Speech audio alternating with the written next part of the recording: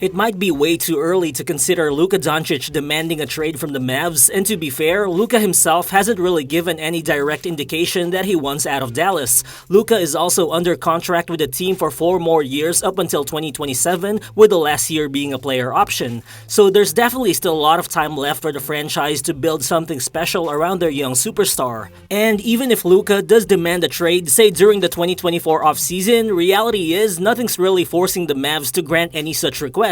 Looking back, Kobe Bryant once demanded a trade from the Lakers back in 2007, but at the end of the day, he still ended up playing all 20 years of his legendary career for the franchise. However, we are currently in the modern NBA, wherein player empowerment is at its peak. Over the past 5 seasons, we've seen how discontent often led to superstars demanding to be traded. And looking at the Mavericks' current situation, it's not hard to see where potential discontent could come from. And don't get me wrong, the Luka Doncic and Kyrie Irving tandem still has all the potential to be the best backcourt in the NBA, and it's definitely too early to call their partnership a failure based on the limited sample size of games. But what if Kyrie actually chooses to leave Dallas in free agency this summer? Or what if he stays but he and Luka together still fail to make a significant playoff run next season? If all the dominoes continue to fall in a bad way for the Mavs, Luka Doncic asking for a trade as early as the 2024 offseason wouldn't be shocking at all. So what's good everyone, it's Real Balls here, and in this video, I'll talk about 3 potential teams which I think could realistically trade for Luka Doncic as early as the summer of 2024, considering a number of factors such as the volume of trade assets that such a team could offer the Mavs, the existing talent on that team which could convince Luka to commit to them long term, as well as Luka's overall fit with that team. Plus, we'll look into one wildcard team which might not be the best fit for Luka, but who just might be able to outbid any other team out there if they choose to join a potential trade sweepstakes for Luka Doncic. So let's get to it.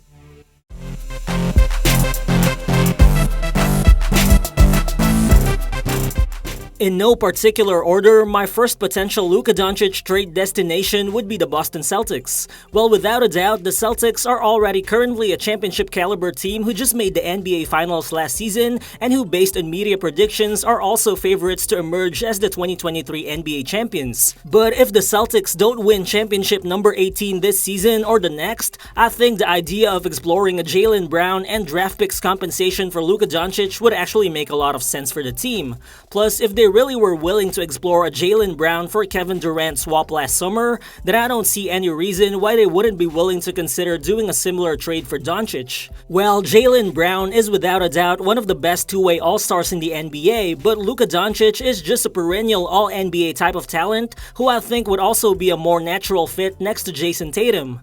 But the only problem I think is that this could be quite a tricky situation for Boston to navigate, because if Jalen Brown hasn't already signed a contract extension this summer, the Celtics probably wouldn't risk approaching him for a sign and trade to Dallas in 2024, because that could send him a message that they don't want him back, and that could compel Brown to leave Boston as a free agent in the event that a trade for Luka doesn't really materialize. But if the Celtics manage to sign Brown to an extension this offseason, then I think a hypothetical deal for Luka in 2024 could look something like Boston sending the Mavs a package of Jalen Brown and Robert Williams, together with their own unprotected first-round picks in 2024, 2026, and 2028. Well, first, for Dallas, I think this trade should represent more of a reset than an actual rebuild. Provided they get to re-sign Kyrie Irving this offseason, a Jalen Brown and Kyrie Irving tandem should still be good enough to keep the Mavs as contenders for years to come, especially with the addition of Robert Williams, who would also help address the Mavs' problematic defense. Plus, the 3 first-round picks they get from this deal would also give the Mavs the opportunity to make other trades to add additional reinforcements to surround their new Kyrie Irving and Jalen Brown star tandem.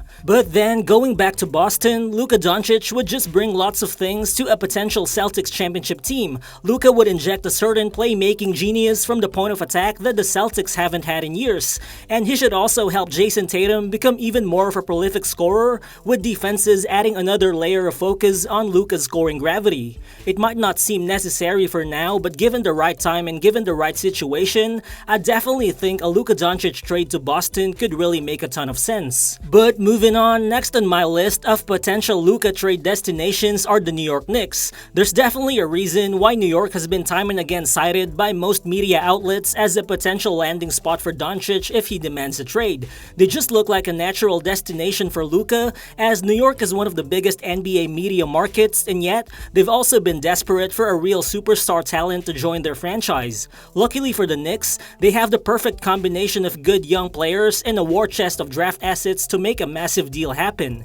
In a hypothetical trade wherein the Knicks land Doncic, in exchange, I think they could send Dallas a package headlined by young players RJ Barrett, Quentin Grimes, and Obi Toppin, together with 3 of their own unprotected first-rounders in 2024, 2026, and 2028, as well as a couple of lightly protected first-rounders in 2024 and 2025. In this trade scenario, the Mavs not only acquire a ton of draft assets to jumpstart their rebuild, but they also land a potential future superstar in RJ Barrett, as well as an emerging young two-way threat in Quentin Grimes. But more interestingly for the Knicks, this trade reunites Luka Doncic with a familiar face in Jalen Brunson, who already played alongside him in the conference finals. But aside from having Brunson, who has already ascended into a higher level as a scorer, Luka's life will also be much easier with the Knicks, as he'll be playing alongside another all-star level talent in Julius Randle, and also a dynamic lob threat and rim protector in Mitchell Robinson, provided Dallas wouldn't insist on Robinson being included in a deal. Well, the only potential downside here I think is that a Luka Doncic and Julius Randle tandem doesn't exactly look like the cleanest on-court fit,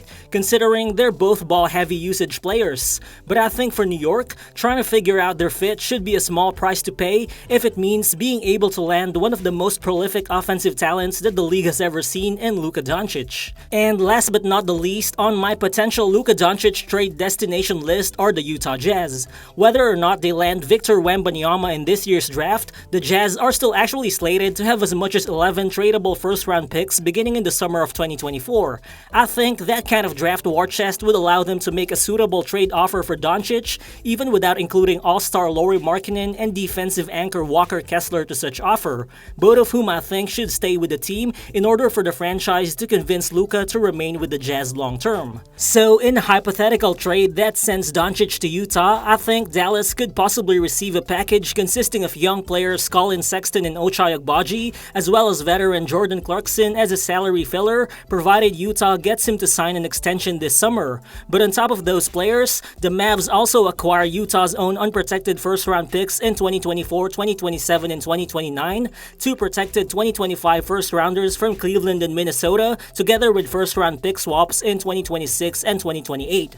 So as you can see in this trade, Dallas wouldn't really get any superstar players in return, but just the sheer volume of draft capital that they would acquire would still definitely allow them to orchestrate their own rebuild in more ways than one. But then going back to Utah, sending Luka to the Jazz would pair him with potentially the most ideal number 2 option for his game in Lauri Markkanen. Well sure, Luka's been slightly more differential with the ball since Dallas acquired Kyrie Irving, but in Utah, you would still pretty much expect Luka to dominate offensive possessions. But I think that shouldn't be a problem with Lauri Markkanen, who's become an all-star this season despite not having an explosion in usage. This season, Markkanen's averaged 25.6 points per game on almost 50% shooting from the field and almost 40% shooting from 3, despite only ranking 39th in the NBA in usage percentage and only 142nd in time of possession, while Luka, on the other hand, ranked 2nd and 1st in those categories. So for Luka, having a running mate who can basically score 25 points every game on way above average efficiency without taking the ball away from his hands would definitely make up for a devastating offensive attack in Utah. Then add in the lob threat capabilities and elite paint protection that Walker Kessler brings, and who knows just how good a Doncic and Markkanen-led Jazz team can actually become. Now, those are my 3 hypothetical Luka Doncic trade destinations, but if there's actually one wildcard team out there who doesn't necessarily look like the best fit for Luka, but who I'm adding to the list simply because they would just most likely beat any other team if they choose to join a Luka Doncic bidding war, it's definitely the OKC Thunder. Well, for the record, as a Thunder fan myself, I don't really see the need for the team to trade for Doncic because I believe that OKC is already building something really special with this current core as it is. But the thing is, we never know what GM Sam Presti might be thinking or what he might be up to in an offseason from now. There's a reason why over the past 3 years, he's been assembling the biggest stockpile of draft assets in NBA history. Looking at it, in the summer of 2024, OKC will have a total of 12 tradable first-round picks at their disposal, together with 3 first-round pick swaps and a complete set of high-caliber young pieces. Well, Team Superstar Shai Gilgeous-Alexander would most definitely be hands-off in any deal because in the first place, the point of doing this trade for the Thunder would be to create a Luka Doncic and SGA backcourt that would potentially destroy the entire competition when you get to surround them with the right pieces. But even if they keep Shai, OKC still has 2 more guys in the roster with all-star trajectory in Josh Giddey and Jalen Williams, as well as a potential game-changing big man in Chet Holmgren, plus a deep roster full of young developing talent. Any combination of those players, in addition to OKC's draft assets, would still most definitely be enough for the Mavs to take the bait in any potential trade for Luka. Well, again, I'm not a fan of such potential trade happening, at least in the foreseeable future, but the point is, it's just really hard to imagine any other team effectively outbidding the Thunder if ever they choose to go all in for Luka Doncic with all the tradable assets they have at hand. So thank you guys if you've actually made it this far into the video, and what are your thoughts on Luka Doncic? Do you actually think he'll request a trade from the Mavs anytime soon? Feel free to drop your thoughts in the comment section below, and again, if you're new to the channel, please consider subscribing as well. Again, this is Real Balls, and I'll see you on the next one. Peace.